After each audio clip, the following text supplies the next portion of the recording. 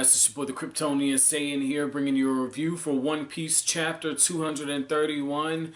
And once again, Nico Robin, when she shows up, things get done. This was really beautiful, man. And it's really cool to see that we got some information about the range of her powers. Apparently, if Nico Robin is able to see her target, she can use her devil fruit ability. So those weird hands that she has, she's able to, wrap up the South Bird when the South Bird is taunting. So that was pretty cool to see that. But the thing about the South Bird that's really interesting is that not only is this thing a troll, but at the same time, it's barking out orders, and it has all of the animals in the forest working together. It really reminds me of some fairy tale stuff, not the manga, okay? So nobody blow a gasket. I'm not talking about that. I'm talking about how in different fairy tales like Snow White and just other folk tales, if you will, one of the things that you see is that like there's always some princess and she's connected to nature, or like the animals are working together to protect somebody. So different things like that. Another example would be how in The Hobbit and other Lord of the Rings stuff, like, the animals, trees, and plants, like they were kindred spirits, if you will. So I like seeing that. That was pretty cool to see how the animals are working together. And when the chapter opens up, you have Luffy and Chopper, and they're running, and you have this praying mantis that's flying. It has these sharp wings, and it has the claws, and it takes out a tree trunk. And right away I'm going, wow, this is something different. In a very subtle way, it's showing that like if some of the non-devil fruit users got hit, they could be seriously messed up. And it gets to a certain point where Zoro and Luffy are both like, okay, let's just turn around and fight.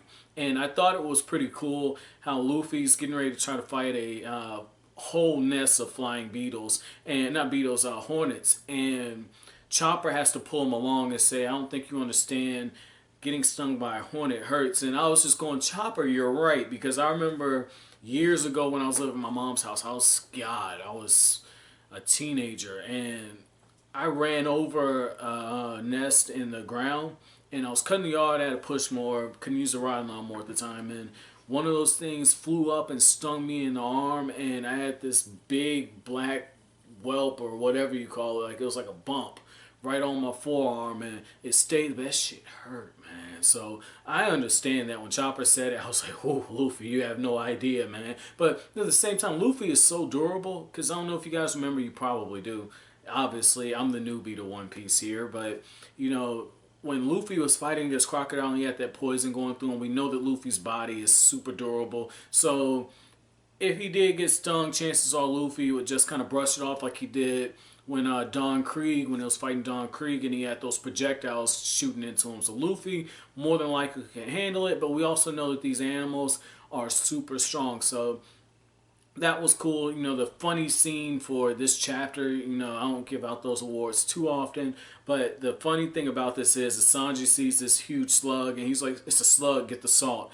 And that's something that like, okay, salt, slugs, but at the same time, it's very appropriate because it's Sanji. Sanji's the cook. I don't know if this was something done intentionally, but, I was just like, I think of salt, I think of seasoning, and it's just like Sanji's the cook. He's seasoning the chapter with a little bit of comedy. So I don't know if it's intentional or maybe I'm reading too much into it, but that was pretty cool to see how Oda was able to make that connection. That was really well crafted. Another thing is, while all this is going on, we also find out that Bellamy is going to prove me wrong. I thought Luffy was going to one-shot this dude, but he's got the boing boing fruit. And it's pretty cool how he's taking out Masira, he's taking out his brother, and he's taking out Cricket. And the crazy thing is even Cricket says that devil fruit's a problem. And I'm looking at it, and I'm really excited to see him and Luffy kind of mix it up, because what that is showing us is that more than likely, this is going to be a really good fight, simply for the reason that their powers are similar. Luffy's able to stretch, and the boing boing fruit, it's the same thing. Like, he coils. So this is going to be good. I'm expecting like some really high speed action, because if you look at Luffy, he can make himself like a slingshot, and then you have Bellamy with what he's able to do. This would be good.